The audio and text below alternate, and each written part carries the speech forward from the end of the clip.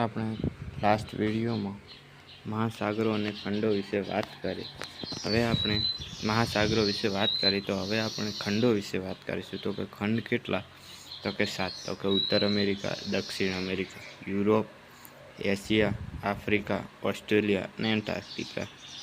તો જે ઓલિમ્પિક્સ નામ તો સાંભળી જશે. જે ઓલિમ્પિક્સમાં રિંગ હોય છે 5, એ રિંગ ઉપર કયા 5 ખંડ આવેલા હોય છે? તો કે આફ્રિકા, અમેરિકા, એશિયા, ઓસ્ટ્રેલિયા અને યુરોપ. આ ઇમ્પોર્ટન્ટ ક્વેશ્ચન છે જે અવારનવાર પૂછાતો જ હોય છે સરકારી પરીક્ષાઓમાં. તો કે આ 5 ખંડો આફ્રિકા, અમેરિકા, એશિયા, ઓસ્ટ્રેલિયા અને યુરોપ. હવે આપણે આગળ વાત કરશું. તો કે આપણે પહેલો છે એશિયા ખંડ. એશિયા ખંડ તો કે સૌથી મોટો ખંડ અને સૌથી વધુ વસ્તી ધરાવતો ખંડ.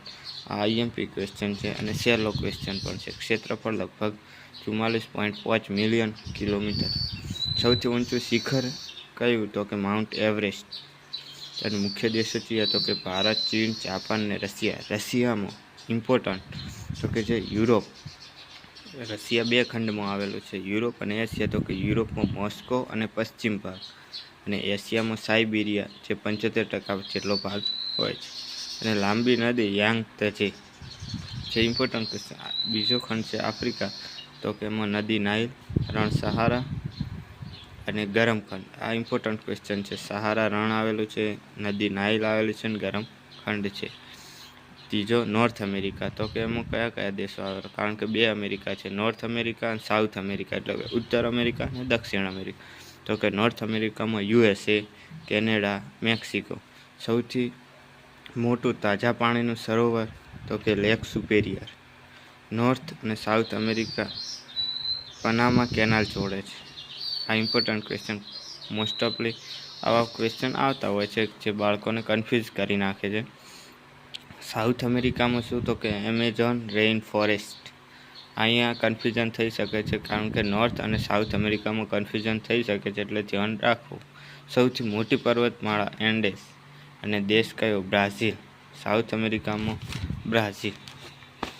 ત્રીજો ખંડ છે યુરોપ. પાંચમો તો કે પેનિન્સ્યુલા ઓફ પેનિન્સલસ. ઔદ્યોગિક ક્રાંતિની શરૂઆત અહીંથી થઈ. દેશ કયા? તો કે UK, ફ્રાન્સ, જર્મની અને ઇટલી. હવે ઓસ્ટ્રેલિયા. તો કે સૌથી નાનો ખંડ. Important question. સૌથી નાનો ખંડ ઈસ્ટલેન્ડ કન્ટિનન્ટ.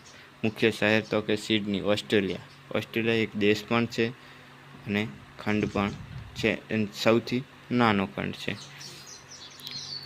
અને લાસ્ટ 7મો ખંડ છે એન્ટાર્કટિકા. સૌથી ઠંડો ખંડ અથવા સૂકો ખંડ. ઘણીવાર પરીક્ષામાં ઠંડાની જગ્યાએ સૂકો લખતા હોય છે, એટલે બાળકને કન્ફ્યુઝન ના રહે. એટલે સૂકો એટલે ઠંડો. કાયમી માનવ વસ્તી નથી અને સાઉથ પોલ તરીકે પણ ઓળખાય છે. હવે આ ખંડમાંથી ઇમ્પોર્ટન્ટ ક્વેશ્ચન કયા આવતા હોય છે? તો કે સૌથી મોટો ખંડ તો કે એશિયા.